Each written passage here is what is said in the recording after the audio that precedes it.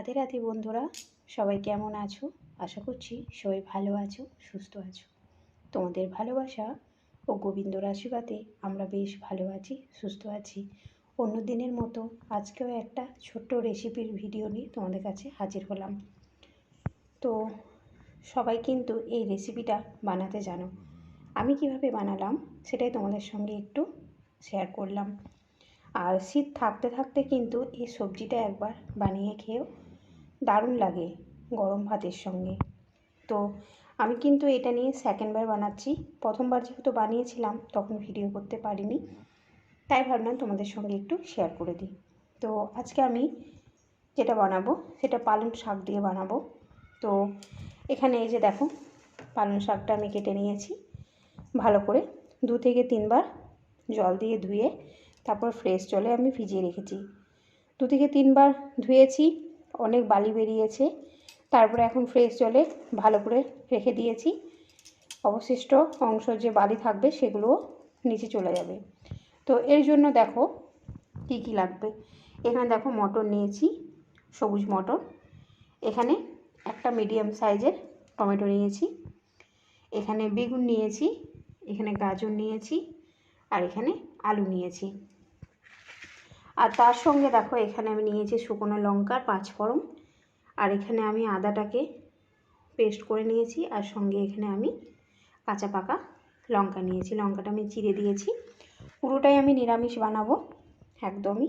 তো চলো বেশি সময় না নষ্ট করে রান্নার দিকে যাওয়া যাক। তো চলো, যারা এই প্রথমবার আমার ভিডিওটা দেখছো তাদেরকে বলবো একটা লাইক করে ভিডিওটা দেখা শুরু করে দাও। তো চলো দেখতে থাকো ভিডিওটা। তো বন্ধুরা, কড়া কিন্তু গরম হয়ে গিয়েছে। এখন আমি তেল দিয়ে দেবো। আর আমি পুরো রান্নাটা কিন্তু সরষের তেলেই করব,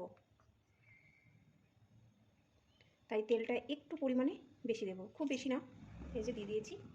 তো চলো তেলটা একটু ভালোভাবে গরম হয়ে যাক। তেলটা কিন্তু খুব সুন্দর গরম হয়ে গিয়েছে। এখন যে এখানে আমি 5 ফোড়ন আর শুকনো লঙ্কা ছিল এটা দিয়ে দেবো। একটু ভালো করে এটা ফ্রাই করে নেব একটু, যখন শুকনো লঙ্কাটা যখন একটু লাল লাল হয়ে যাবে।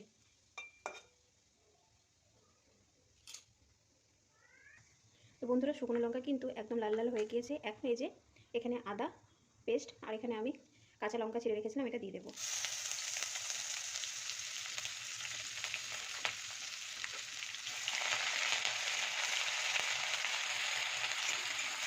এরপর এখানে দিয়ে দেবো গাজর। আর গ্যাসটা কিন্তু একদম লো ফ্লেমে রাখতে হবে।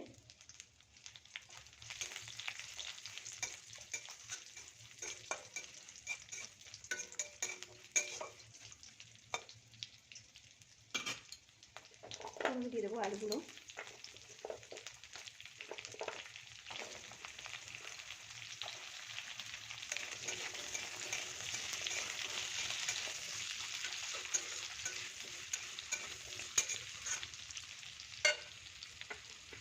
দিয়ে দেবো বেগুনগুলো।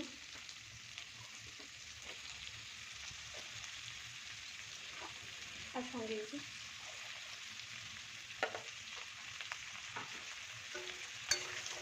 সবগুলো একসঙ্গে এভাবে নেড়ে নেব।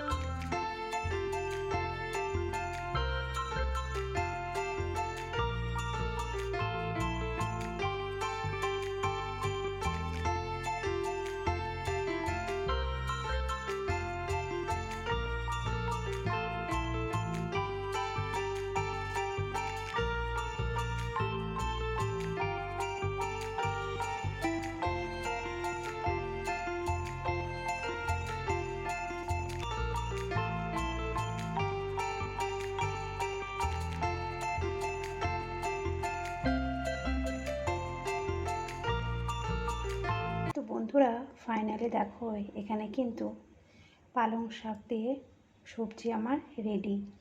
আর এত সুন্দর একটা সেন্ট উঠছে, কি বলবো, এত সুন্দর ফ্লেভার উঠছে।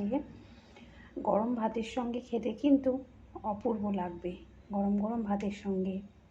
তো এই রেসিপিটা তোমাদের কেমন লাগলো কমেন্টে তোমরা জানাতে ভুলো না একদম। তো চলো, দেখা হচ্ছে আগামীকাল নতুন কোনো ব্লগের সঙ্গে বা রেসিপির সঙ্গে। ততক্ষণে সবাই ভালো থেকো, সুস্থ থেকো, সবাই সাবধানে থেকো। টাটা।